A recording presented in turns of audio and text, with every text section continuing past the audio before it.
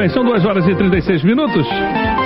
Agora 2h36, o nosso Alô Doutor de hoje, falando sobre o mito dos hormônios nos frangos. É muito comum a gente escutar hoje em dia aí que os frangos são criados, né, em granjas e que eles são tratados com hormônios. Você já ouviu falar nisso? Pois é, tem muita gente que assume que frango necessita sim de hormônio para apresentar uma boa performance produtiva, né? Só que, gente, isso não é verdade, tá? Pra gente entender melhor um pouco aí sobre o frango que a gente está comendo no nosso dia a dia, hoje nós convidamos a especialista em ciência dos alimentos, a doutora Ellen Lopes, para revelar pra gente a verdade sobre os hormônios nos frangos. Doutora Ellen, boa tarde, tudo bem? Boa tarde, Rubinho. Boa tarde aos ouvintes. Tudo bem com vocês? Prazer ter você com a gente aqui. Bom, primeiramente, os frangos, eles realmente são criados com hormônios, como dizem por aí? Isso é mito ou realidade, Ellen? Isso é mito. É um mito que vem, infelizmente, persistindo. Muita gente fala a respeito disso, mas ainda muitos têm dúvida. Então, vale a pena explorar, sim. Uhum. Quer dizer que é um mito, então, essa história que a gente... porque nas granjas lá são injetados hormônios. Não existe isso. Não. Primeiro, vale a pena falar o seguinte. Às vezes a gente fala assim, tem frango com hormônio? Frango com hormônio tem naturalmente, porque eu tenho hormônio e os animais todos têm hormônio até para o seu crescimento, para suas funções reprodutivas. Uhum. Então, isso é uma coisa. Agora, usar hormônio para fazer o frango crescer mais rápido ou crescer mais, isso não faz o menor sentido, né? E tem gente que fala assim, mas como que hoje os frangos crescem mais rápido? Uhum. Como que eles são tão mais pesados do que já foram em décadas passadas? Uhum. Isso é todo um trabalho que houve e continua havendo, né? De seleção genética. Então a genética evoluiu muito, então tem trabalhos de geneticistas que há décadas fazem, então, melhoramentos genéticos. Então, a gente até poderia, talvez, ilustrar com o que acontece com os cães, cachorros. Uhum. Né? Quando era criança, havia muito menos raças do que tem hoje. Né? E hoje você tem desde um cãozinho pequenininho, um chihuahua, até um São Bernardo e outros cães muito grandes. Tudo isso foi trabalho de melhoria genética que foi sendo feito, e continua sendo feito. Então, o mesmo foi feito com o frango. Uhum. E existe também um melhoramento até mesmo da alimentação dessas aves, né? Sim, isso é um outro fator, porque na realidade são três, a gente às vezes até fala que é uma pirâmide, né? Uhum. Então é a seleção genética, que hoje até é ajudada por toda a genética molecular, houve um desenvolvimento imenso, e a questão da nutrição, onde a gente pode fazer um paralelo com o atleta. Hoje em dia se conhece tão bem nutrição que faz-se com que um atleta otimize tanto a sua nutrição, que junto, óbvio, com o seu treinamento, ele consegue resultados fantásticos, com recordes após recordes. Uhum. O mesmo trabalho de nutrição foi feito também na área de produção de vários animais, onde a gente consegue uma grande otimização tanto da quantidade de energia necessária, proteína, vitaminas, sais minerais, óleos, elementos, de tal forma que eles são alimentados exatamente com aquilo que lhe dá o melhor e mais rápido crescimento. Uhum. Tá? A gente tem notícias hoje de que existe um selo, o Hormone Free, que diz que os frangos são totalmente livres, né, de hormônio. Como é que é esse selo? Como é que acontece? Ele é obrigatório? Todo frango tem que ter esse Não, selo? nem, na realidade é até bobagem, diga-se de passagem, porque não tem por que ter hormônio, né? Uhum.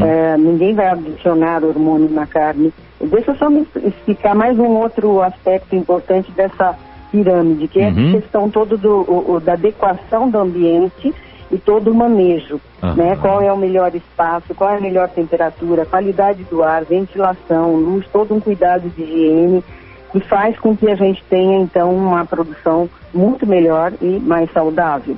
Agora, a questão do porquê nem faz tanto sentido, porque o hormônio, para funcionar, ele não pode ser via oral, ele teria que ser injetável.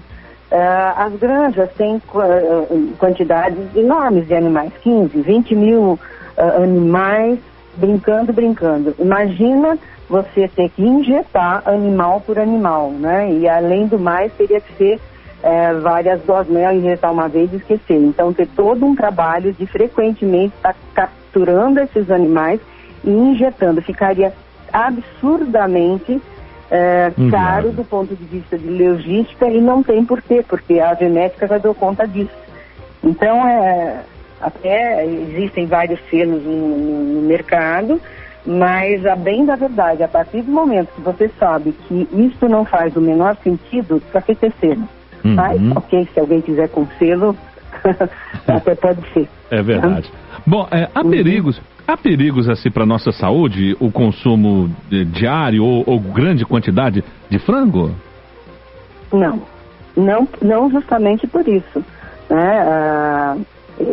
Esse mito faz com que algumas pessoas até tenham receio, mas elas não têm por que ter receio, porque a quantidade natural de hormônio que ele tem não é nenhum problema, né? E o problema seria se fosse criado com adição. E esse mito não se sustenta, até porque, como a gente falou, economicamente não faz o menor sentido. Não faz o menor sentido do ponto de vista biológico e nem de logística. Bom, estamos começando a receber aqui a participação dos nossos ouvintes. O Roberto, lá de Campinho, em Domingos Martins, faz uma pergunta, e na sequência a Carla de Planalto Serrano também fazendo pergunta. A do Roberto é o seguinte: a qualidade da carne depende da alimentação da ave, e a da Carla frango caipira é mais saudável que o frango de corte? Tá, então vamos à primeira pergunta, né? Se a questão da alimentação interfere, então, na qualidade da carne. É claro que interfere, porque é claro que se você não tiver uma alimentação apropriada, você poderá não ter um animal tão saudável. Ok, uma outra pergunta que chega pra gente aqui, a Joviana de Jesus de Nazaré, ela tá querendo saber, é verdade que comer frango ajuda a perder peso e faz bem pra pele? É muito interessante essa pergunta. O que acontece é que, às vezes, as mulheres, e eu entre elas, se tivesse uma fórmula mágica da gente perder peso e ficar mais bonito, todo mundo ia querer, né? O que acontece é que a carne de frango é uma grande fonte de proteína, né? Então, se vai emagrecer ou não, depende do balanceamento da dieta, da alimentação, que, se não apropriada para aquele indivíduo, em termos do biotipo, das atividades, da idade que a pessoa tem, ela vai engordar ou emagrecer. Independe de onde ela está retirando essa fonte de proteína. O fato é que a proteína é essencial para as atividades do nosso corpo, a produção, a manutenção dos músculos, a formação de anticorpos. Então, é um nutriente que tem que estar sempre muito bem balanceado dentro de atender o mínimo que a gente deseja.